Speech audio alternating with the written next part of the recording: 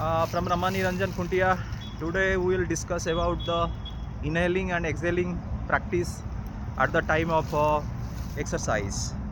So this is a very important.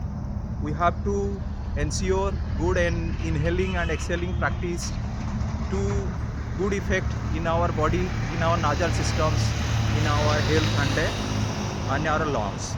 So we should be very careful at the time of inhaling and exhaling. When you are running, we should ensure 2 steps we should take inhale, and after 2 steps we should take the exhales. Eh, So in that way we can do, and basically we should use nasal, nose for inhaling and mouth for exhaling. That is very important because we normally feel very discomfort at the time of using our nose for inhaling or exhaling, because our nasal cavity is very small in comparative to the mouth. In a recent incident, we know Sanjay Kapoor lost his life because of bees he had taken at the time of inhaling. So we should ensure flies, bees should not enter in our mouths at the time of doing our exercise. In the same way, when we are doing gym, yeah, strength exercise, we should ensure at the time of taking heavy weightage, we should inhale, and that inhale we should take by using our nose, and when we are releasing that weights we should exhale by using our mouth. So when we are using our mouth for the exhaling, there is no chance of entering any flies or any outside insects in our body or mouth. So this is the normal practice at the time of cycling.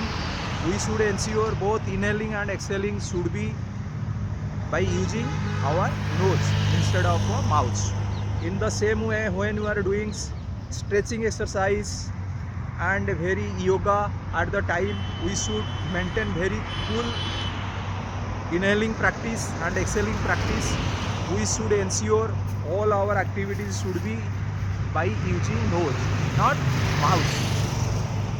So this is the most important aspect to make our body, our lungs perfect and fit. And we should ensure our inhaling and exhaling should not cross, should not beyond our capability, our bodies. We are able to judge when you are getting more exhausted, and at that time that impact definitely goes to our lungs, to our chest.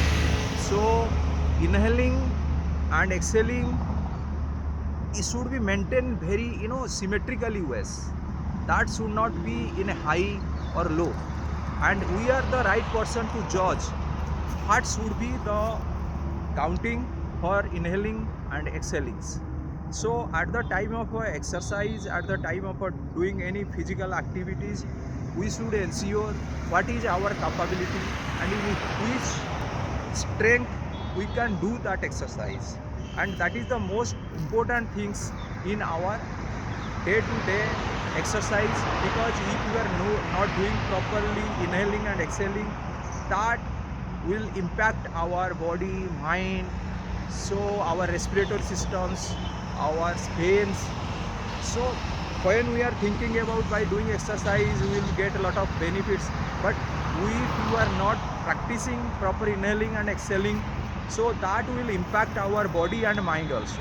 So that negative impact will come when we are not doing or we are practicing good inhaling and exhaling. Thank you very much.